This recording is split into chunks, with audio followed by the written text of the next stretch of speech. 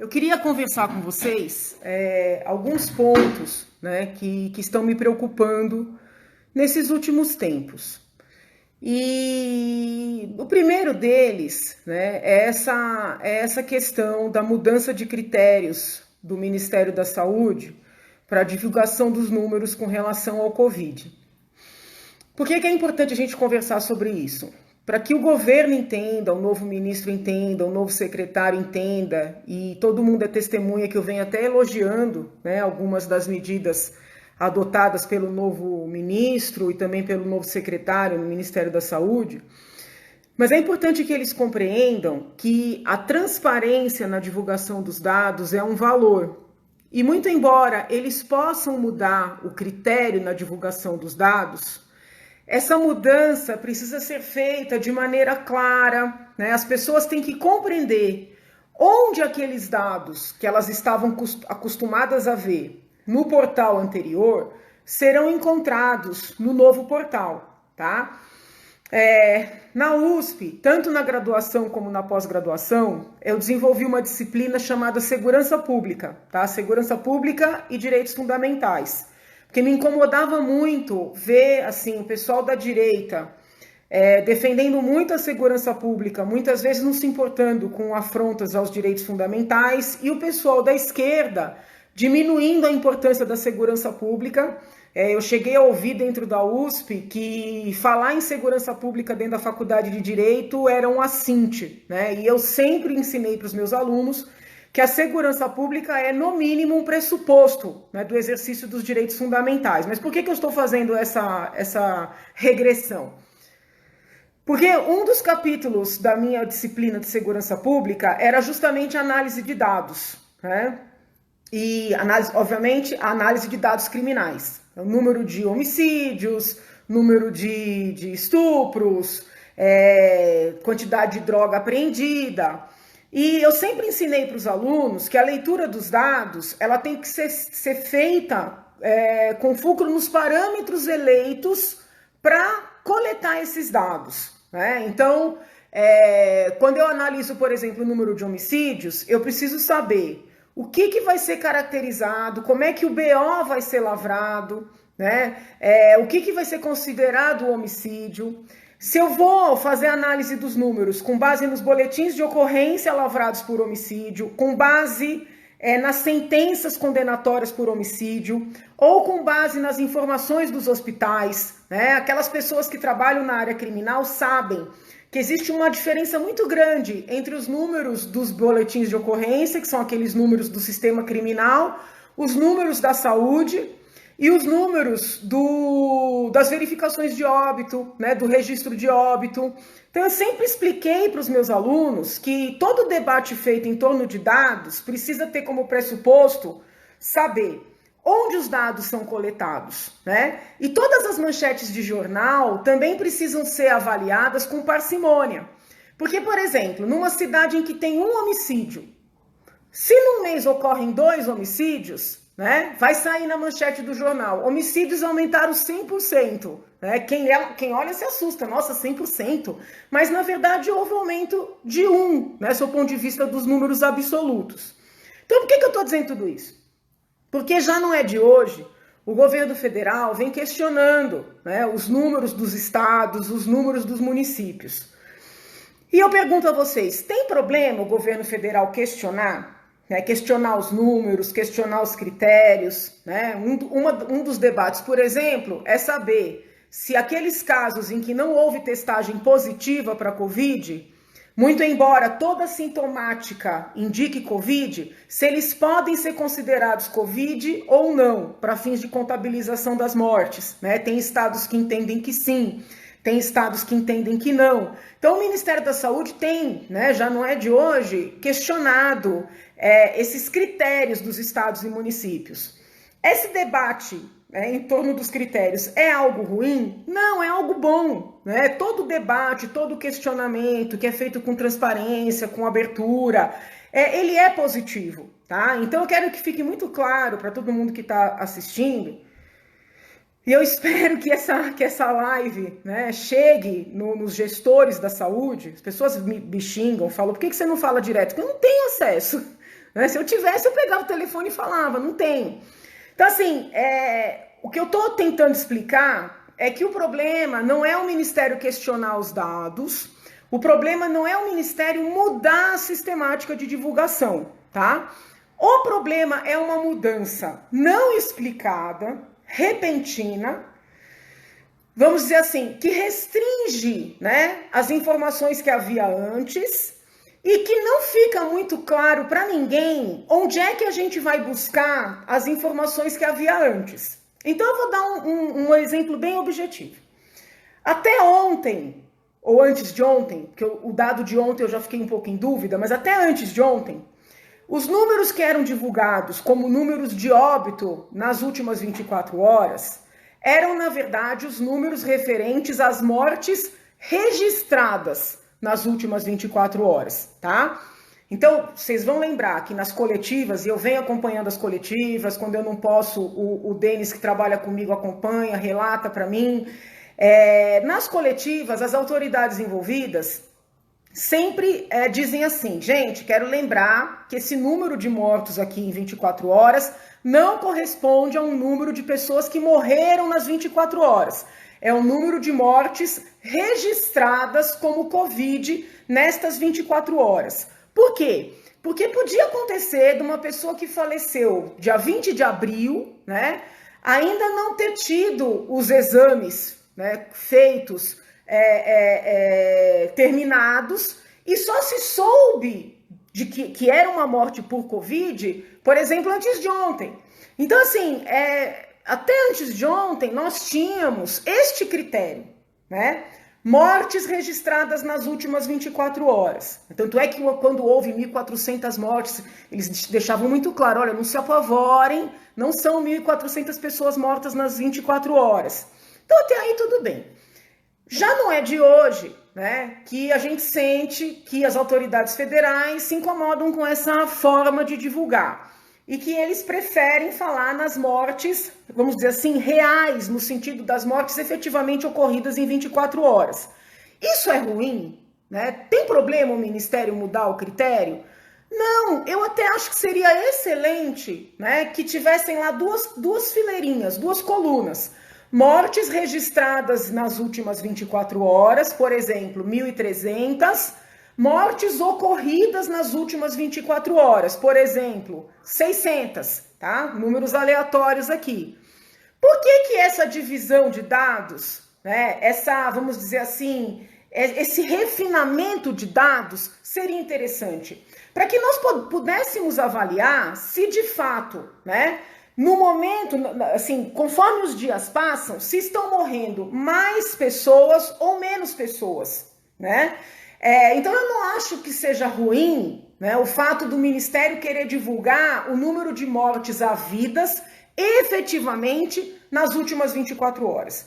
O que incomoda, né, e aí eu entendi, quando começaram a criticar de manhã, e eu li todos os jornais, eu estava com a sensação que estavam criticando a mudança no horário, né? Que, não, primeiro anunciavam às 5, depois às 7, depois às 10. Gente, é óbvio que as pessoas podem criticar aquilo que elas entendem que devem criticar, mas simplesmente mudar o horário da divulgação não altera a transparência, tá? Contanto que os dados estejam lá. No entanto, conforme o dia foi passando e a gente foi tentando acessar o portal, e aí eu fui começando a entender que o governo quer mudar mesmo o critério de divulgação. Quer passar a divulgar as mortes ocorridas nas 24 horas. Ao que tudo indica, sem divulgar as mortes registradas nas 24 horas. E aí nós temos um problema. Por que nós temos um problema? Nós temos um problema porque muitas mortes que ocorreram no passado ainda não foram registradas como mortes decorrentes do Covid, porque o critério era outro. Se nós mudamos o critério sem encontrar um locus, né, um local, uma coluna, uma tabelinha, para colocar as mortes passadas, mas confirmadas apenas agora, nós vamos ter um cenário irreal do que está acontecendo no país. Estão compreendendo? Então vamos lá. Dia 20 de março morreu um número X de pessoas, dia 21 número X, um número Y, dia 22 tal. Muitas das mortes de Covid desses dias todos, né, vão ser confirmadas somente agora. Se o Ministério só vai divulgar as mortes havidas nas últimas 24 horas, eu pergunto, onde é que vão ser contabilizadas essas mortes passadas que só foram confirmadas agora? Onde é que a gente vai encaixar, né, a diferença entre mortes registradas e mortes reais? Esse número vai sumir? Não pode. Esse número não pode sumir. Por quê? Porque senão nós vamos ser acusados, nosso país, né, pelo mundo, de estarmos encobrindo a realidade brasileira. E isso, além da questão da honestidade, né, intelectual, isso tem reflexos. Tem reflexos na confiabilidade de que nós somos uma democracia, tem reflexos nas relações comerciais, tem reflexos nas relações entre os países. Então, nós não podemos permitir, né, que algo dessa natureza ocorra. Né? Então, percebam que eu não estou falando contra o governo, nem contra o Ministério da Saúde, nem contra o ministro da Saúde. Eu estou alertando para a necessidade de eles, se quiserem mudar os critérios, né, podem mudar os critérios, mas que eles não podem, com esta mudança, né, maquiar os números. Estão compreendendo? Isso é muito importante. Isso é muito importante. Ah, mas o ministro acha que os estados estão inflando os números. O ministro está certo, o ministro está errado? Nós podemos investigar, gente. Né? O que eu tenho tentado pregar na universidade e na vida pública agora? Que a gente não tem que eleger nenhum político, nenhum gestor, nenhum líder de qualquer natureza como Deus. Né? É isso que eu tenho defendido. Então, não é porque os governadores hoje estão mais valorizados pela imprensa que a gente vai chegar à conclusão imediatista de que tudo que eles dizem é verdade. Então, pode o presidente questionar, pode o ministro questionar, eles podem questionar, mas podem questionar, averiguar e divulgar o que está acontecendo. O que não pode é partir do pressuposto de que está todo mundo mentindo e daí mudar um critério e esconder os números que estão sendo enviados ao Ministério da Saúde, tá? Eu estou muito preocupada com isso, né? Não só por força dos reflexos internacionais que podem decorrer, né, dessa situação, e também não só por força do impacto que isso pode ter na elaboração de políticas públicas, na prevenção e enfrentamento do Covid, mas também porque isso sim, né, e isso pode dar margem à responsabilização do ministro e do presidente. Ainda no âmbito da saúde, eu queria chamar a atenção aqui, porque quando o secretário Wizard foi nomeado, ele divulgou 2 medidas, e quem me acompanha sabe que eu apoiei essas medidas, né? Eu até fiz publicações nesse sentido. A primeira medida que ele divulgou foi suspender todas as compras feitas de empresas chinesas, tá? Eu apoiei, ele disse que vai, de alguma maneira, incentivar a empresa nacional. Estou falando da produção de EPIs, de respiradores, principalmente. Eu apoiei por quê?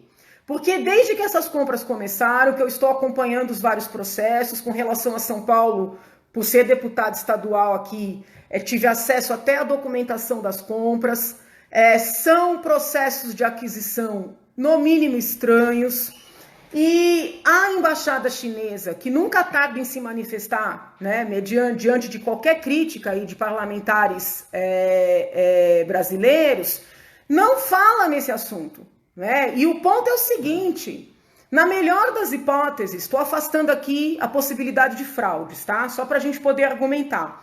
Na melhor das hipóteses, o Brasil e os vários estados que negociaram com empresas chinesas foram vítimas, porque pagaram antecipadamente por exigência destas mesmas empresas e a mercadoria não chegou. Né, com todo o impacto que isso tem na saúde e nas finanças. Então, eu apoiei o secretário Wizard, nessa medida que ele tomou. Depois o secretário anunciou que ia fazer um protocolo para que os médicos que estão na ponta estivessem autorizados a tratar de imediato, vamos dizer assim, de maneira antecipada, os doentes, né, aquelas pessoas diagnosticadas com Covid. Eu também apoiei por quê? Porque eu entendo que, por exemplo, no meu caso concreto, eu piorei muito porque não tratei de cara, tá? E eu fiz contato com médicos que atendem, por exemplo, no Amazonas, e esses médicos e essas pessoas que estavam na ponta no Amazonas deram seu testemunho, que depois que eles começaram a tratar os doentes, no comecinho da doença com coquetéis de medicamentos, eles não precisaram internar tantos doentes, não precisaram colocar em UTI e, mais importante, não precisaram colocar no respirador. E pesquisas internacionais, né, que eu li, mostram que quando o paciente vai para o respirador, tem uma chance de 80% desse paciente vir a falecer. Então, eu apoiei essa medida do secretário Wizard.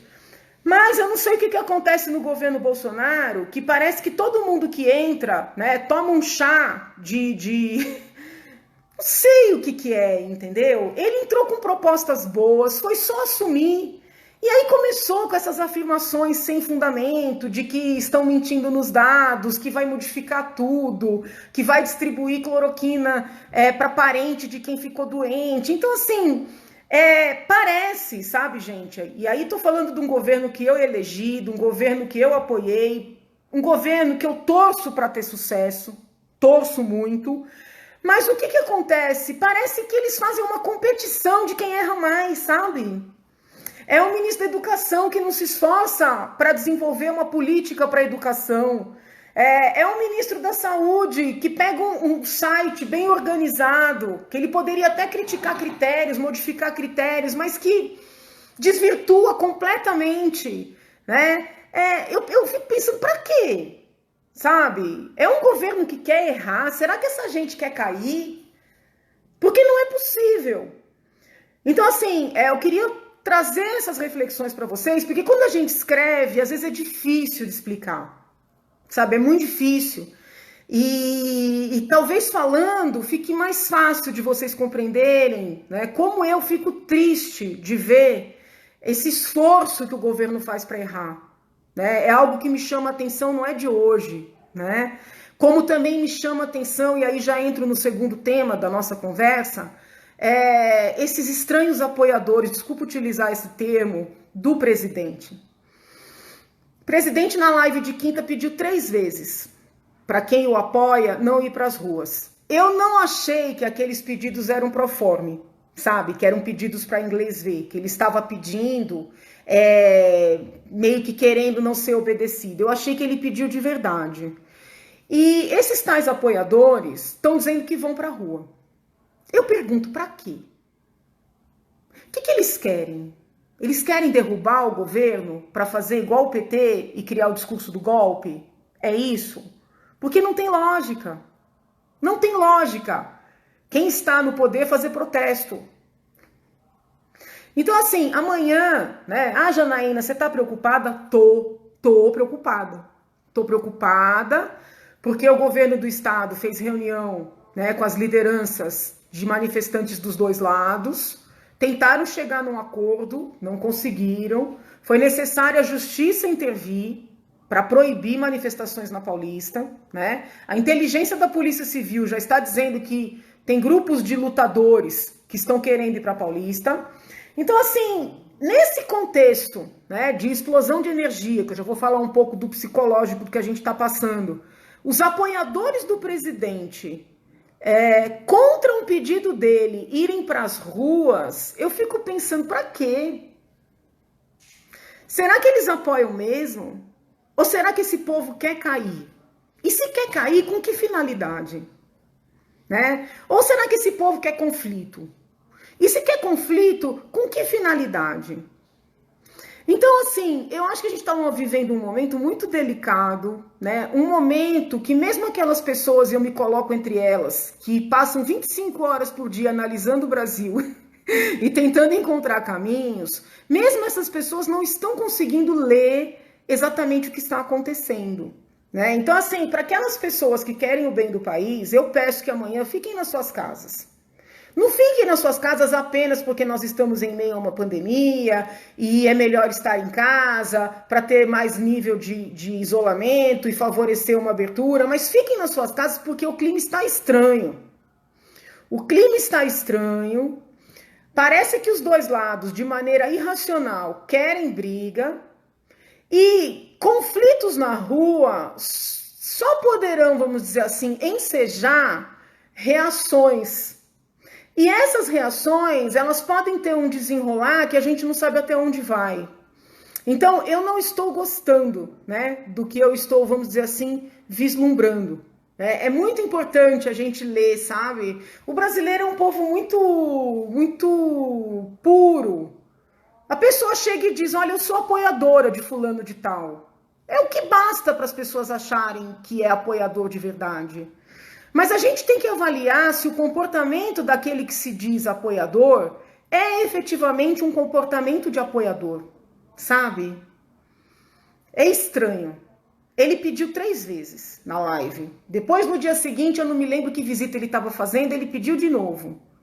E esses tais apoiadores que batem no peito, que se apresentam como bolsonaristas, né? Disseram que vão para as ruas. O que eles querem num contexto desse? Ainda nesse tema das manifestações, eu queria explicar para as pessoas, né, que diferentemente de muitos que negam a doença, negam o Covid, negam os números, negam a gravidade, eu nunca neguei a doença. Muito antes de eu adoecer, eu já me preocupava com a situação. Eu nunca neguei os números e nunca neguei a gravidade, né? E depois que eu mesma adoeci, precisei ficar internada e quase morri de verdade, eu sou prova viva de que a situação, que a coisa não é brincadeira.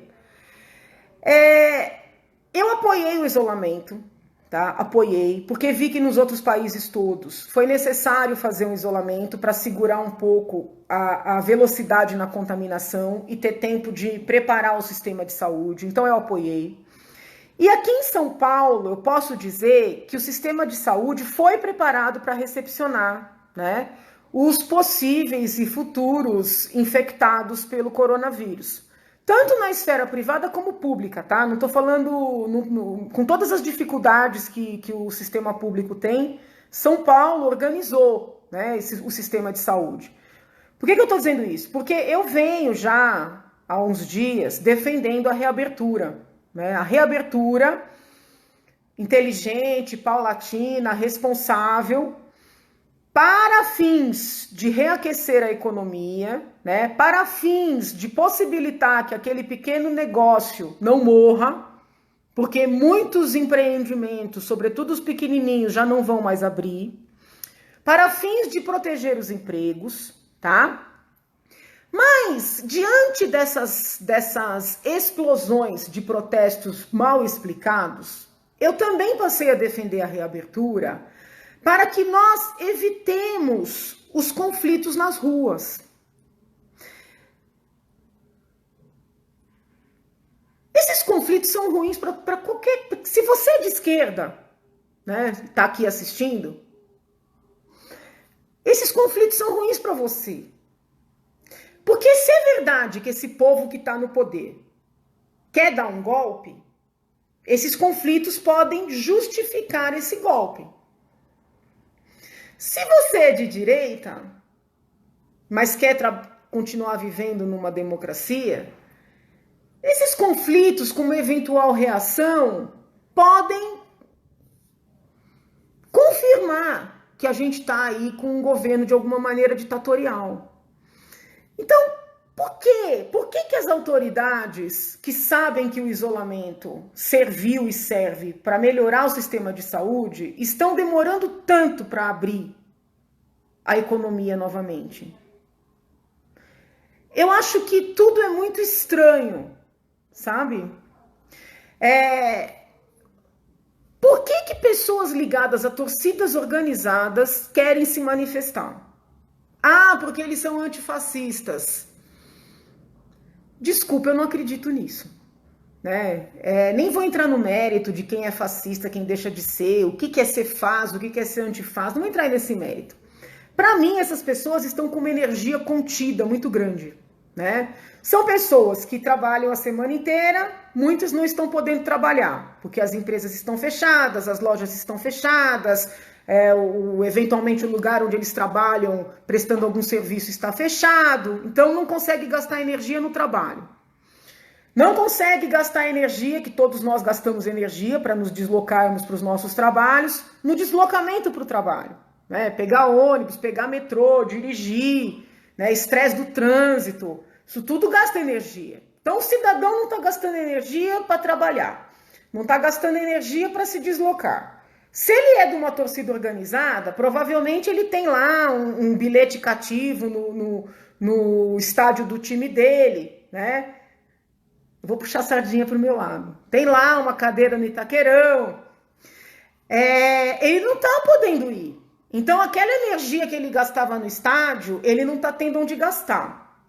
Além dessa energia concentrada, tem toda a dificuldade. É o medo da contaminação, é o parente que já adoeceu, eventualmente morreu, é o emprego que perdeu ou está para perder. Então, isso gera uma revolta contida, né? É como se cada um de nós fosse uma panela de pressão, né? Várias panelas de pressão. E a sociedade, por outro lado, também virou uma panela de pressão. Quem olha números criminais vê que a violência doméstica aumentou, a briga entre vizinhos aumentou, né? Os conflitos, porque as pessoas não têm onde gastar energia. Então, assim, as autoridades que estão vendo que a coisa está degringolando, e está, têm o dever de ir alertando, né? Liberar esse pessoal para trabalhar, liberar esse pessoal para assistir os jogos, liberar esse pessoal para fazer os treinos esportivos. Nós precisamos fazer escoar essa energia. Porque o país já vem dividido, já vem em conflitos ideológicos e políticos há um bom tempo. Guarda esse povo todo em casa. Impõe restrições de ordem de locomoção e econômica. Esse povo vai para a rua no fim de semana porque quer ir para algum lugar. É a receita certa para explodir, né? E eu pergunto, será que nós estamos em condições, do ponto de vista institucional, para lidar com essa explosão? Eu tenho medo, tenho medo. Então esse é um tema que eu queria também trazer para a reflexão de vocês, pedindo, né? Não importa se você é a favor do governo federal, se você é contra, se você é a favor do governo estadual, se você é contra do municipal, se você é de partido de esquerda, se você não está nem aí para partido, o que interessa é que você entenda que o momento é delicado e que por várias razões é melhor ficar recolhido, ficar em casa, tá? Amanhã eu acho que não é um dia para se sair de casa, por todas as razões do mundo. Eu queria também conversar com vocês, hoje cedo eu li todos os jornais, e em muitos dos jornais houve matérias tratando da visita que os meus colegas deputados estaduais fizeram ao hospital de campanha do AMB, tá? E eu fiquei assim muito chateada de ler as matérias, porque em todas, gente, todos os jornais, os meus colegas foram retratados como deputados ignorantes, sabe? Como quase criminosos, como deputados que estavam ali querendo aparecer, querendo fazer selfie, fazer vídeo para lacrar. Eu entendo, a não ser que tenha havido outros vídeos que não chegaram até mim, eu entendo que algumas matérias mentiram, houve mentiras, porque eu li em algumas matérias que os meus colegas teriam gravado pacientes tomando banho, pacientes sendo trocados. Gente, eu assisti bem umas 2 horas de vídeos, porque todos eles filmaram, né? E em nenhum momento eu vi sequer o rosto de paciente, sabe? Então, assim, eu achei tão esquisito, porque só a versão do governador e do prefeito apareceu, sabe? Os dois dizendo que era um absurdo, que os deputados queriam aparecer.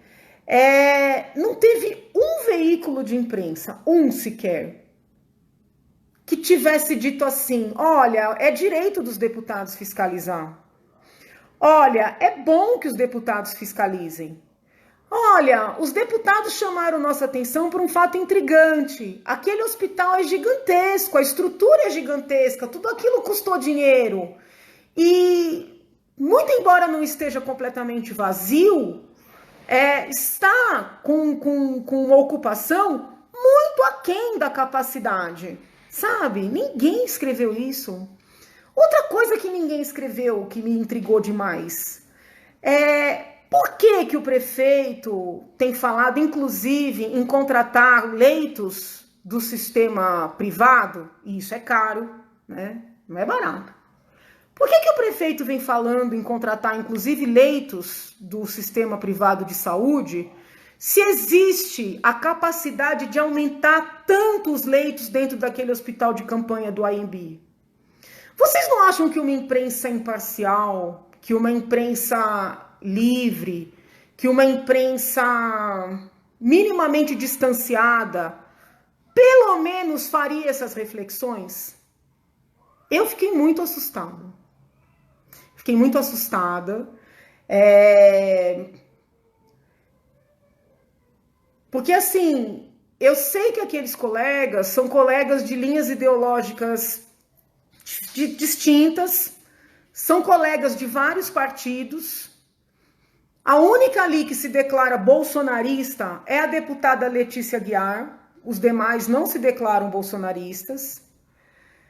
E eles foram reportados como ogros, como parlamentares que não cumprem a lei. Não teve uma matéria num jornal de grande circulação, e eu li todos, que levantasse a seguinte questão: por que gastaram tanto naquele equipamento que era desnecessário? Ou, por que seguem contratando outros leitos se tem capacidade de aumentar os leitos dentro daquele equipamento? Ninguém perguntou por que o município de São Paulo contratou uma empresa que está até aqui envolvida nos escândalos que estão sendo apurados no Rio de Janeiro. Eu quero que vocês entendam que eu não estou dizendo que haja ilicitudes. O que eu estou dizendo é que a cobertura jornalística foi muito estranha.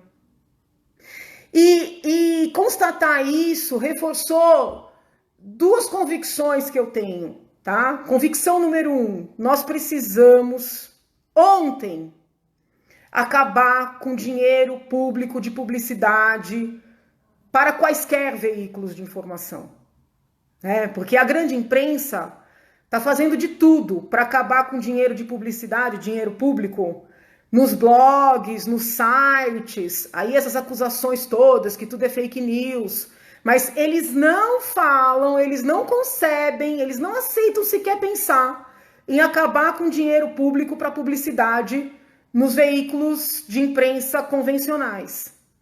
Tem que acabar, porque eu me assustei com a cobertura que fizeram sobre a visita dos meus colegas. Não foi imparcial, não foi uma cobertura jornalística verdadeiramente. E ler essas matérias também me convenceu, né, mais ainda, né, de uma convicção que eu trago de que a gente não pode permitir cercear as redes sociais.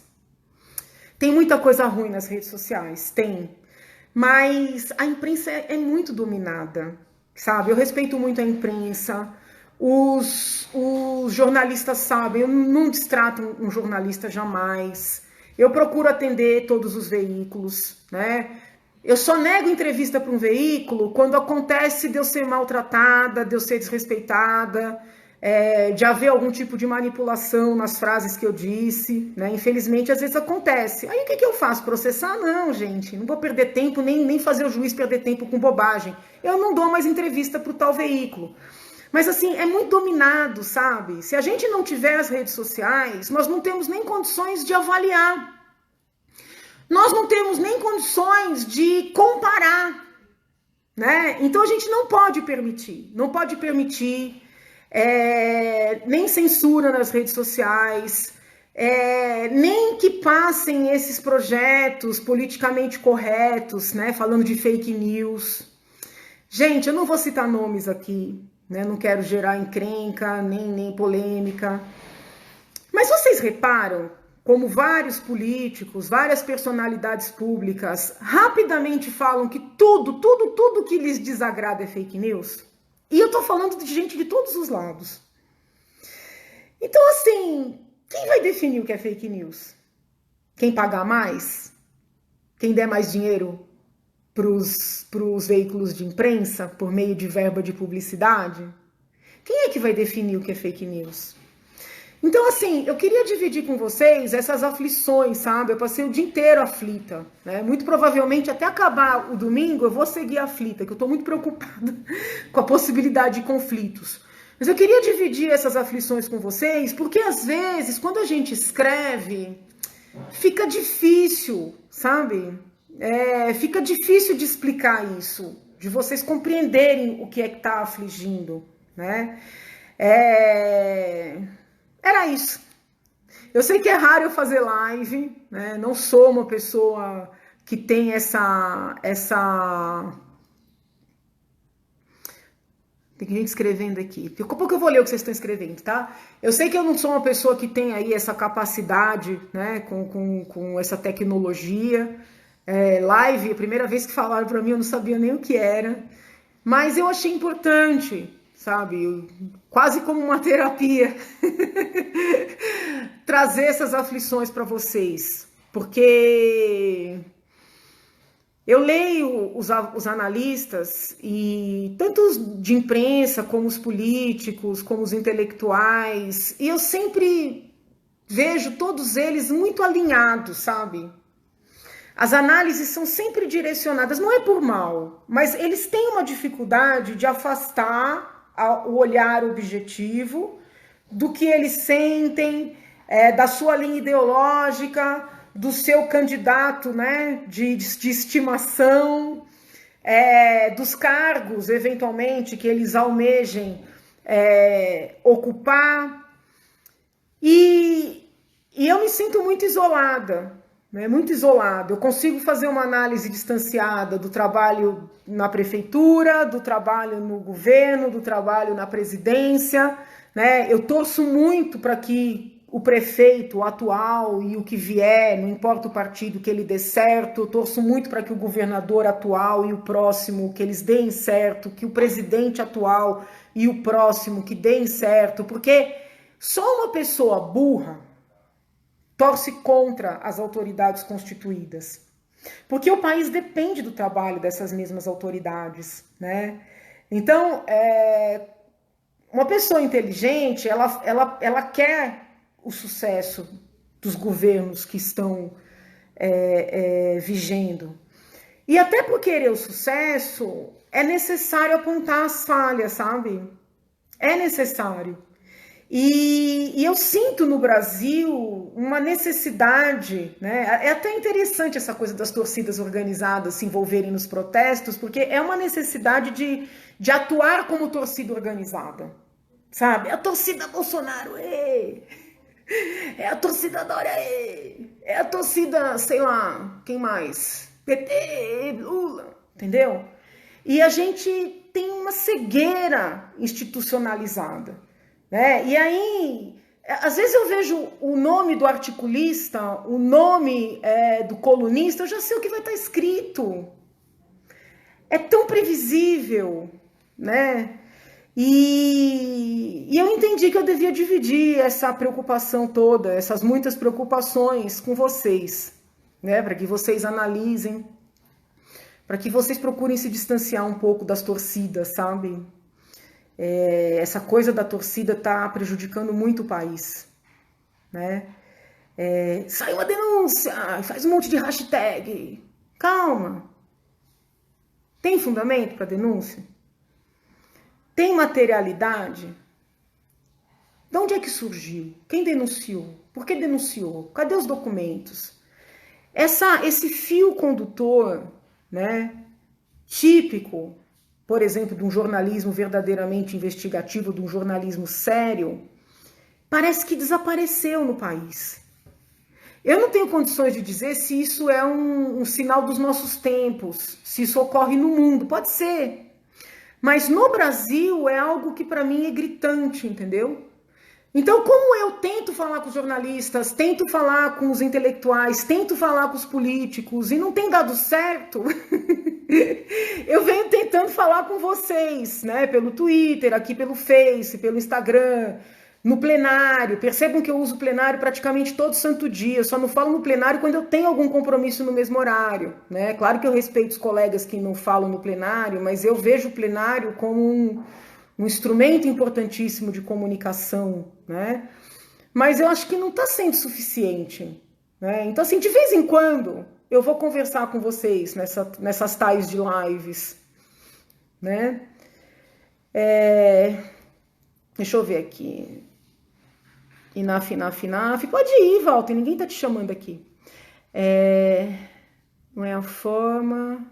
Tá.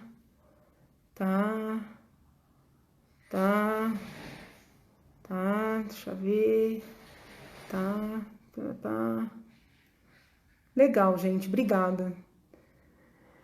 Bom, é isso, tá bom? Papai do Céu abençoe, proteja, bom sábado, bom domingo, tá? Um domingo calmo, se Deus quiser. Muita saúde, viu? Fiquem com Deus, lindos, amados. Tchau.